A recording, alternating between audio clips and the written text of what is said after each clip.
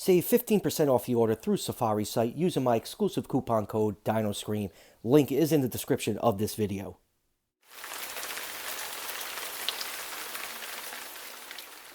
Hey everyone, welcome back to another Safari Limited review. Today we're taking a look at their Mythical Tyrannosaurus Rex. This is the last figure I needed to review out of the 5 new figures that we got from Safari this year. And this is definitely an interesting figure indeed. It was a pretty lean lineup from Safari this year, but we can chalk that up to the pandemic. So hopefully next year's lineup is a little bit more robust. So anyways, let's get this armored beast up on the turntable and take a closer look. So let's start with a nice 360 degree view of this armored T-Rex. This figure is kind of a mixed bag for me. My collection primarily consists of accurate dinosaur figures and some Jurassic Park style dinosaurs mixed in, but Safari does have a very robust, mythical creatures line. It's about time dinosaurs made an appearance in their line. They're not solely a dinosaur company. They do a lot of different figures. So it's nice to see them branching out like this, but yeah, this figure is definitely interesting to me. The armor is beautifully sculpted. I just love all that nice silver on there. Has some nice weathering effects. This is not an accurate representation of a T-Rex, obviously, so I'm not going to really tear this figure apart for not being scientifically up to date. But there's just something about the paint scheme I really don't like. The main body is this green coloration. You have some black striping on there. It kind of reminds me of the T-Rex from Lost World, but there's this white dry brushing along the tail and the sides of the body, and whoever painted this went really heavy on the white, and it's kind of off-putting to me. When we pull the figure in a little bit closer to take a look at the details, I'll point that out to you, but just that white is just really distracting on here. But other than that, it's kind of a cool looking figure. Really love that armor on the tail. It has a nice stegosaur thagomizer look to it. So yeah, this may not be everyone's cup of tea, but if you're into like mythical creatures, D&D and stuff, this may be a nice figure for your collection. So let's just do a couple quick measurements on this figure. This figure, if you measure it along the bend on the tail, has a pretty hefty bend. Is about 8¼ inches long and just about 4 inches tall to the top of the head. So T-Rex in real life is around 40 feet long, so I'll put this figure just under the 160 scale range. And let's zoom in and take a look at some of the finer details on this figure, starting with the head. The head has this nice helmet of armor on there with all these nice spikes popping out just behind the eye. The eye is painted in yellow with a black pupil. The teeth are painted a bright white color. All the teeth are painted really nice on this figure. No sloppy paint. You got a little bit of gum tissue coming in right here. And you will notice this figure has an articulated jaw. Now, I've been collecting the Safari figures in the Carnegie collection back in the day, and this is the first articulated jaw I think I've ever seen on a Safari dinosaur figure, and it's really not that great. I kind of criticize Collectate every time they do an articulated jaw, and I love their products, and I just don't think they're good at it, and this figure falls into that category. It's really not that great of articulation. It can close to almost flush, and just the way it looks, like especially the bottom part of the jaw, this whole bottom jaw just looks like one big triangle, and it can only open up this far. So I really hope Safari does not incorporate this style of articulated jaw into their main dinosaur line. I think a few companies really nail it, especially Papo and PNSO as of late have been really nailing the articulated jaw.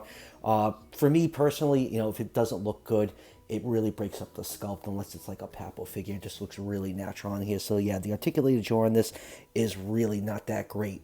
But I'll just chalk it up to their freshman attempt on this. And then moving down to the neck, you can see some nice folds and wrinkles. Same thing on the bottom jaw.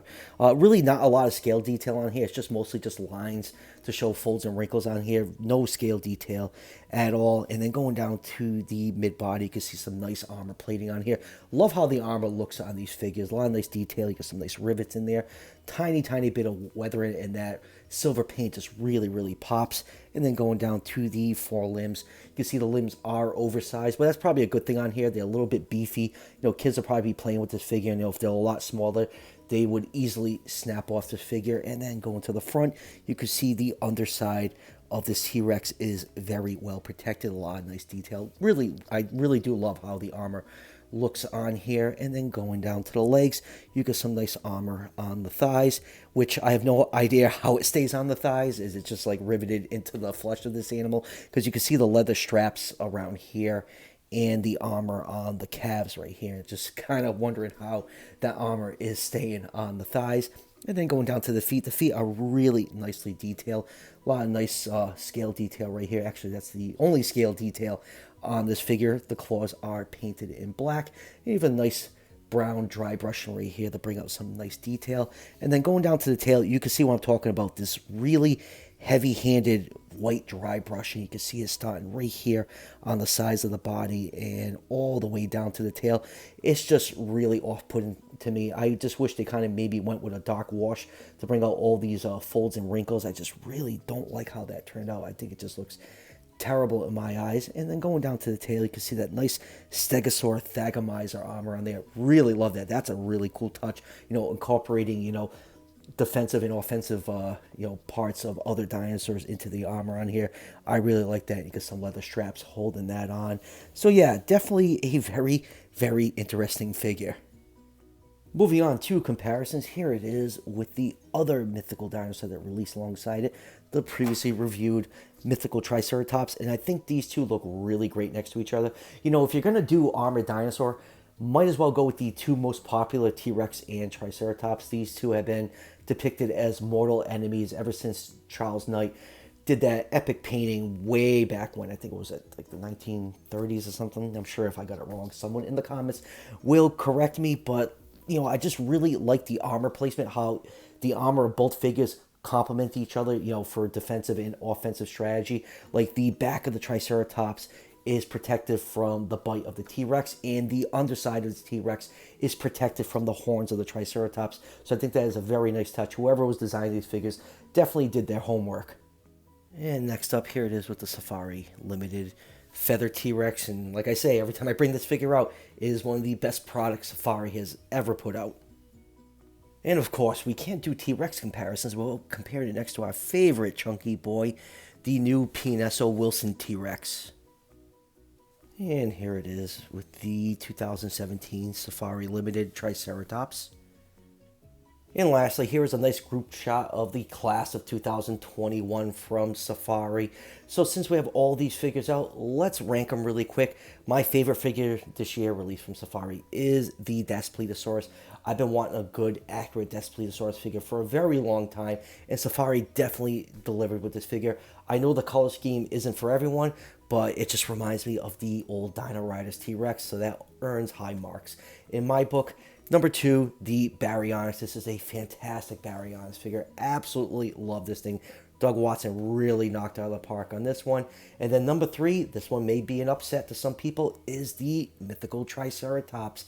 I just really like how that figure turned out. Love the armor on it. The weather effects are really well done. It's just a nicely sculpted and painted figure. Number 4 is the new Spinosaurus. It's a good figure. Has the new paddle tail, which is all the rage these days until, next year they find that, Spinosaurus had wings and everyone has to change their figures. But I like my Spinosaurus figures, big. And, it's just a small figure. And it's not something I would look for in a Spinosaurus figure. But other than that, it still is a really good, accurate Spinosaurus figure. And obviously, number 5, the Armored T-Rex. It's just a meh figure to me. It's just, it's not my cup of tea. I do appreciate Safari for sending me all 5 figures to review. So that is just my, personal and honest opinion. It's just that really heavy dry brushing of white is really turning me off to this figure. Other than that, I can respect what it is. It's just meant to be a fantasy T-Rex figure. But, yeah, just that's bugging me probably way more than it should. So, final thoughts on this Armored T-Rex. I think you guys know my feelings on this figure after watching this entire review. If Safari did not send me this figure to review, I probably never would have picked it up. But that's what you guys come here for, my honest take on these figures. But if you're into mythical creatures and stuff, this is definitely a great addition to your collection. It's not meant to be an accurate T-Rex, it's just meant to be a fun fantasy animal. Now, the other thing about this figure, it retails for $25, and for me personally, this is just my opinion, I think it's a little much for the size of this figure. Like, take, for example, the Feather T-Rex that we showed off during the comparison is pretty much twice the size of this figure, and it retails for the same and has a much better paint job and much better detail. So I really don't know how Safari prices their figures. There's probably things I have no clue about, how much materials cost and paint like that. All that stuff probably factors into the retail price. But for me personally, I think $25 is a little much for this figure. But shameless plug incoming, if you do want to get this figure and save a few dollars, you can use my exclusive coupon code DinoScream to save 15% off this figure from Safari's website. Link to their site is in the description of this video. Okay, I felt a little dirty saying that. So anyways, that will do it for the review. I got a lot of new stuff coming in next week. I got the new Beast of the Mesozoic Wave 2 coming in. I got the entire wave, so be on the lookout for those reviews. And I got most of the new Collecte figures coming in from Mini Zoo. So I have a lot of new reviews coming up on the channel probably in the next month or so. So be on the lookout for those. And as always, if you're enjoying the content on this channel, show your support by hitting that subscription button just below the video. Each subscription helps out the channel tremendously and is greatly appreciated. I'll see you guys for the next one.